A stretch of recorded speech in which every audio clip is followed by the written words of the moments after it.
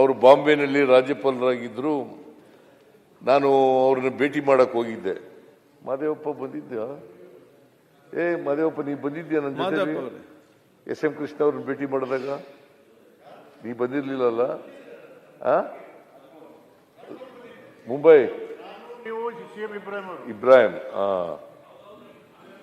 ಹೋಗಿ ನಾನು ಕಾಂಗ್ರೆಸ್ ಸೇರ್ಬೇಕು ಅಂತ ಅನ್ಕೊಂಡಿದ್ದೀನಿ, ಏನ್ ಮಾಡಲಿ, ನಿಮ್ಮ ಸಲಹೆ ಬೇಕು ಅಂತ ಕೇಳಿದ್ದೆ. ಆಗ ಅವರು ಅಯ್ಯೋ ನೀವು ಸೇರ್ಕೊಳ್ಳಿ ಅಂತ ಹೇಳಿದ್ರು, ಕಾಂಗ್ರೆಸ್ ಸೇರ್ಕೊಳ್ಳಿ ಅಂತ ಹೇಳಿದ್ರು. ಸೊ ಅವರು ಒಬ್ಬ ಸಜ್ಜನ ರಾಜಕಾರಣಿ. ಅವ್ರು ಏನ್ ಹೇಳಿದ್ರು ಅಲ್ಲಿ ರಾಜ್ಯಪಾಲ ತಿಂಡಿ ಕೊಟ್ಬಿಟ್ಟು, it is historical necessity that Siddaramaiah teams admitted to Congress party ಅಂತ ಸೋನಿಯಾ ಅವ್ರಿಗೆ ಮಾತಾಡ್ಬೇಕು ಅಂತ ಹೇಳಿ ಅದು ಮರ್ತಿದ್ದೀನಿ ನಾನು. ಅದೇ ವರ್ಡ್ ಹೇಳಿದ್ದು.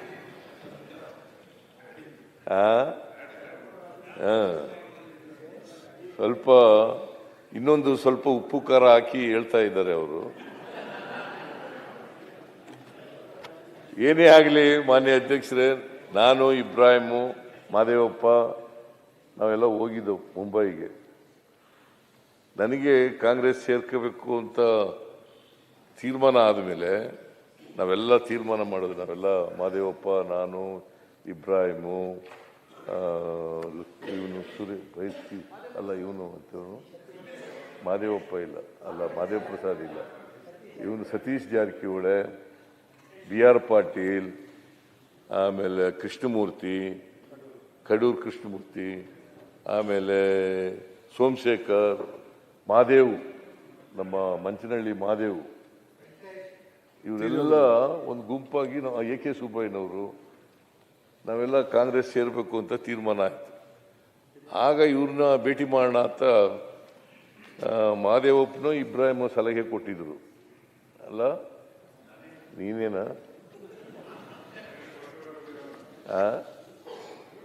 ವೆಂಕಟೇಶ್ನು ಇದ್ದ ನಮ್ಮ ಜೊತೆಗೆ.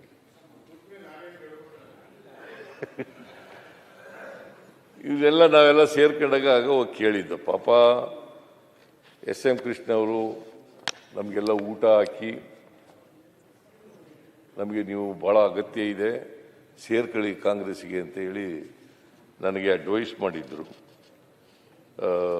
ಮೋಸ್ಟ್ ಲೈಕ್ಲಿ 95 ಇಸ್ವಿ ಅಲ್ಲ 2005ನೇ ಇಸ್ವಿ 2005ನೇ ಇಸ್ವಿನಲ್ಲಿ 2004ರಲ್ಲಿ ಅವರು ಗವರ್ನರ್ ಆದದ್ದು. 2005ನೇ ಇಸ್ವಿನಲ್ಲಿ ನನ್ನನ್ನು ಕಾಂಗ್ರೆಸ್ JDSನಿಂದ ಎಕ್ಸ್ಪೆಲ್ ಮಾಡಿಬಿಟ್ರು. ಸುರೇಶ್ ಬಾಬು ಎಕ್ಸ್ಪೆಲ್ ಮಾಡಿಬಿಟ್ರು ನನ್ನನ್ನು.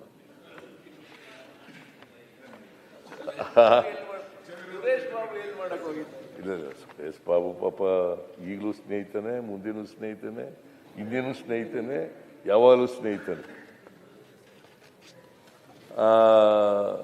ಎಕ್ಸ್ಪೆಲ್ ಮಾಡಿದ್ರು. ಆಗ ನಾವೆಲ್ಲ ಅಹಿಂದ ಸಂಘಟನೆ ಮಾಡ್ತಾ ಇದ್ದೋ. ಆಮೇಲೆ ಕಾಂಗ್ರೆಸ್ ಸೇರಬೇಕು ಅಂತ ತೀರ್ಮಾನ ಮಾಡಿದ್ರು. S.M. ಕೃಷ್ಣ ಅವ್ರನ್ನ ಭೇಟಿ ಮಾಡಿದ್ರು. S.M. ಕೃಷ್ಣ ಅವರು ಸೇರ್ಕೊಳ್ಳಿ ಅಂತೇಳಿ, ಅಗತ್ಯ ಇದೆ ಸೇರ್ಕೊಳ್ಳಿ ಕಾಂಗ್ರೆಸ್ ಪಾರ್ಟಿಗೆ ಅಂತ ಹೇಳಿದ್ರು. ಆಮೇಲೆ ಸೇರ್ಕೊಂಡಾಯಿತು. ಅದಾದಮೇಲೆ ವಿಧಾನಸಭಾ ಅಧ್ಯಕ್ಷರಾಗಿ ಕೂಡ ಒಳ್ಳೆ ಕೆಲಸ ಮಾಡಿದ್ರು, ಮುಖ್ಯಮಂತ್ರಿಯಾಗಿ ಕೂಡ ಒಳ್ಳೆ ಕೆಲಸ ಮಾಡಿದ್ರು, ಲೋಕಸಭಾ ಸದಸ್ಯರಾಗಿ ಕೂಡ ಒಳ್ಳೆ ಕೆಲಸ, ಒಳ್ಳೆ ವಾಗ್ಮಿ ಕೂಡ, ಸಂಸದೀಯ ಪಟು, ಒಳ್ಳೆ ವಾಗ್ಮಿ, ಸಂಸದೀಯ ಪಟು, ಬಹಳ ದೀರ್ಘವಾದಂಥ ಅನುಭವ ಇತ್ತು. ಮತ್ತೆ ಯಾರ ಮೇಲೂ ದ್ವೇಷದ ರಾಜಕಾರಣ ಮಾಡ್ತಾ ಇರಲಿಲ್ಲ, ಸೇಡನ್ ರಾಜಕಾರಣ ಮಾಡ್ತಾ ಇರಲಿಲ್ಲ. ಎಲ್ಲರನ್ನೂ ಪ್ರೀತಿಸ್ತಿದ್ರು, ಎಲ್ಲರನ್ನೂ ಗೌರವಿಸ್ತಿದ್ರು ಅಂತಕ್ಕಂಥದ್ದು. ನಾವು ರಾಜಕಾರಣದಲ್ಲಿ ಬಹಳ ಅಪರೂಪದ ವ್ಯಕ್ತಿ ಅವರು. S.M. ಕೃಷ್ಣ ಅವರು ಅಪರೂಪದ ವ್ಯಕ್ತಿ. ಅವರು ಈ ರಾಜ್ಯದ ಮುಖ್ಯಮಂತ್ರಿಯಾಗಿ ರಾಜ್ಯವನ್ನು ಮುನ್ನಡೆಸ್ತಕ್ಕಂಥ ಕೆಲಸವನ್ನು ಮಾಡಿದ್ರು. ಅವ್ರ ಕಾಲದಲ್ಲೇ ಡಾಕ್ಟರ್ ರಾಜ್ಕುಮಾರ್ ಅವರ ಅಪಹರಣ ಆಗಿತ್ತು. ಯಾವ ವೀರಪ್ಪನಿಂದ, ಕಾಡುಗಳಿಂದ ರಾಜ್ಕುಮಾರ್ ಅವರ ಅಪಹರಣ ಆಗಿತ್ತು. ಆಗ ದೊಡ್ಡ ಸವಾಲನ್ನು ಎದುರಿಸಬೇಕಾದಂಥ ಪರಿಸ್ಥಿತಿ ಬಂತು. ಯಾಕಂತಂದರೆ ರಾಜ್ಕುಮಾರ್ ಅವರು ಇಡೀ ರಾಜ್ಯದ ಜನರ ಅಭಿಮಾನವನ್ನು ಗಳಿಸಿದಂಥವರು.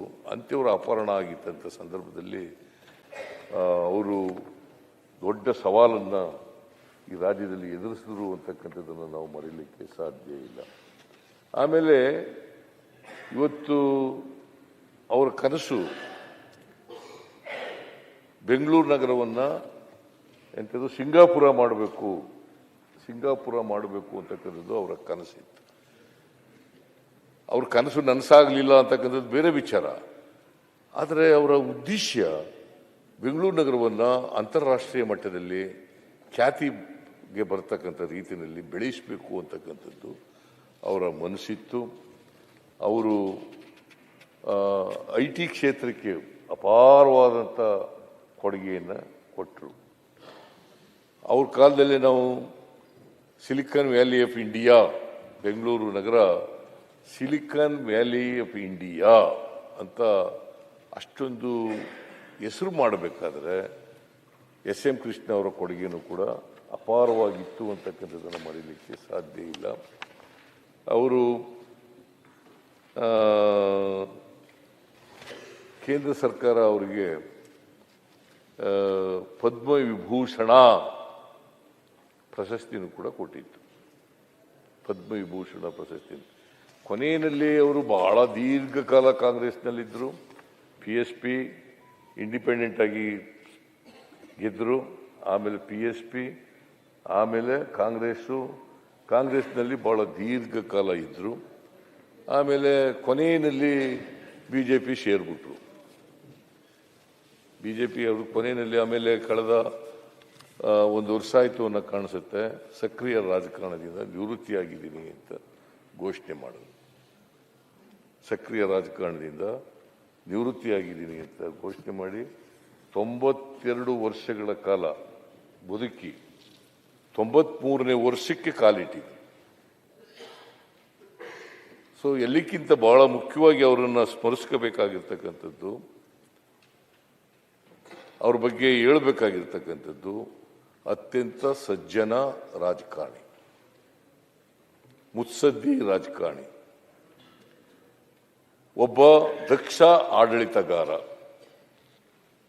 ಇದನ್ನ ಇಷ್ಟು ಹೇಳಲಿಕ್ಕೆ ನಾನು ಬಯಸ್ತಾ ಇದ್ದೇನೆ. ಅಂಥವರು ನಮ್ಮನ್ನು ಅಗಲಿದ್ದಾರೆ. ಅವರ ಆತ್ಮಕ್ಕೆ ಚಿರಶಾಂತಿ ದೊರಕಲಿ ಅಂತೇಳಿ ನಾನು ಪ್ರಾರ್ಥನೆಯನ್ನು ಮಾಡ್ತೇನೆ. ಅವರ ಕುಟುಂಬ ವರ್ಗದವರಿಗೆ ಅವರ ಸಾವಿನ ದುಃಖವನ್ನು, ಅವರ ಅಭಿಮಾನಿಗಳಿಗೆ, ಅವರ ಸ್ನೇಹಿತರಿಗೆ ಅವರ ಸಾವಿನ ದುಃಖವನ್ನು ಭರಿಸ್ತಕ್ಕಂಥ ಶಕ್ತಿ ಕೊಡಲಿ ಅಂತೇಳಿ ಪ್ರಾರ್ಥನೆ ಮಾಡಿ ನಿಮ್ಮ ನಿರ್ಣಯವನ್ನು ಬೆಂಬಲಿಸಿ ನನ್ನ ಮಾತುಗಳನ್ನು ಮುಗಿಸ್ತೇನೆ.